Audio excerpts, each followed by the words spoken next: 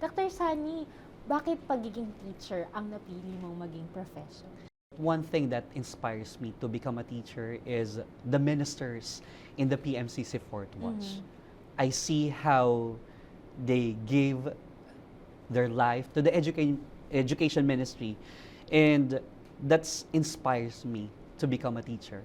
High school, you enrolled at Maranatha Christian Academy. Yes. Ano naging influence or impact nito sa buhay mo?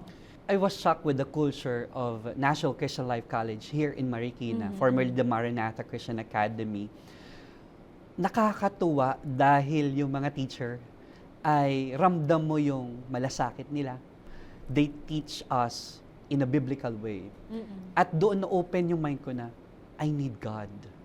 And I need to understand the biblical truth of serving God. Ano nagustuhan mo sa pagtuturo? As a teacher, you will be the one who will inspire and motivate the students to become a good leader of the society. To know about God. Kasi yun yung naramdaman ko sa NCLC. Naramdaman ko sa aking mga teacher na sila'y nagdala sa akin para mas lalo makilala ang Diyos.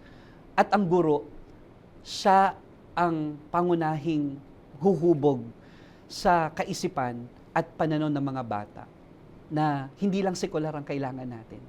May Diyos na kailangan nating paglingkuran. Nung nakilala mo ang Panginoon sa buhay mo, Dr. Sunny, anong mga naging pagbabago sa iyo? Maraming magiging magpapatotoo sa nagbago. Unang-una sa lahat, yung pagpapagaling ng Diyos.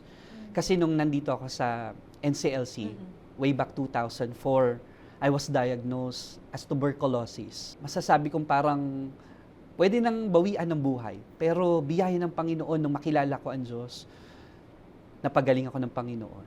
At mas lalong nagkaroon ako ng malalim na kaugnayan sa Diyos. Noon, lulong ako sa sugal. Talaga? Opo, kumbaga parang lahat ng klaseng sugal alam ko. Pero nung simula na nakilala ko ang Panginoon, nabago ang lahat.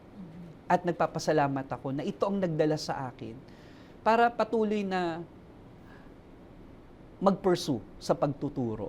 At dahil naging karanasan ko, ang pagbabago bilang estudyante, katuwang nitong mga gurong ito ang nagdala sa akin para tapusin ang pagiging guro. At ngayon, I'm very grateful to be part of the education ministry of the church.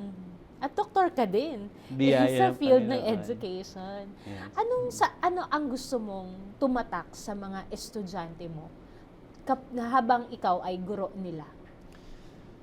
Not only as an excellent teacher, but most specifically, to be a Christian educator that will inspire them and motivate them that secular knowledge is temporary.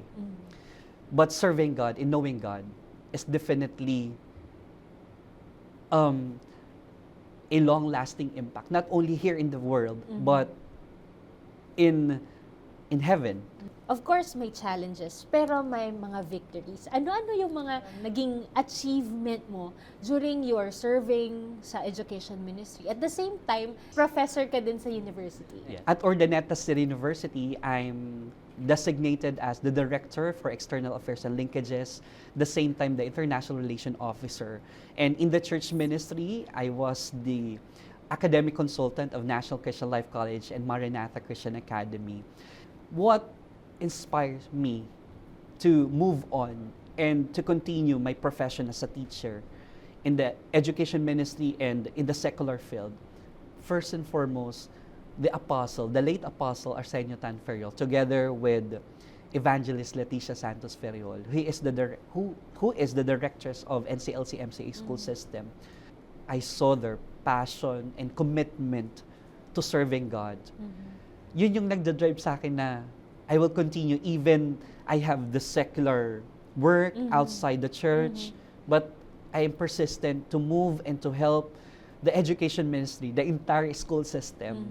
Totoo talaga yung kapag meron kang gustong gawin, ang Diyos din ang tutulong for us to be able to give our best din para sa kanya kasi nakikita niya yung puso mo. Biyaya po. Opo. Praise God. Mm-mm. And NCLC-MCA was recognized internationally. As the Director for External Affairs and Linkages and the International Relation Officer in our university, in Urdaneta City University, we're assigned to make programs and projects to be submitted in the World University Ranking for Innovation, which is so-called WURI.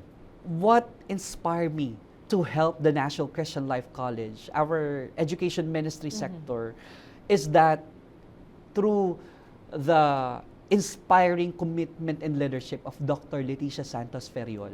At alam niyo po, nakakatuwa at nakakamanghang gawa ng Diyos that National Christian Life College ranked number 8 in the world. Wow. And that is number 1 in National Capital Region for under that program. And that inspired me to nominate Dr. Leticia Santos Ferriol, our NCLC-MCA School System Directress, to be the Gawad Sulo Parangal of Philippine Normal University. Kaya biyaya ng Panginoon, nakuha ng minamahal na presbyterlet yon. At the same time, ang pinaka nakakatuwang bagay is we were now recognized in the world Praise through the God. inspiring story and leadership of our leader, Dr. Leticia Santos Ferriol. Meron ka din bang mga students na dala mo sila sa church, ganun? Yes, meron po. Biyaya ng Panginoon, meron ako nung first year of teaching ko, civil engineering na estudyante.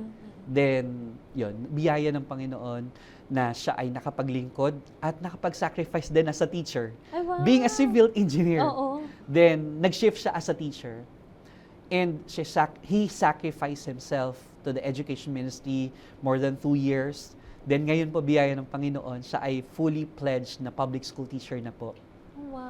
At yun yung nagmo-motivate sa akin na malaking tulong at malaking bahagi ang pagiging guro natin sa pagbabago ng buhay ng tao. At sila din mismo ay magbabago din ng panibagong buhay ng estudyanteng mahahawakan nila.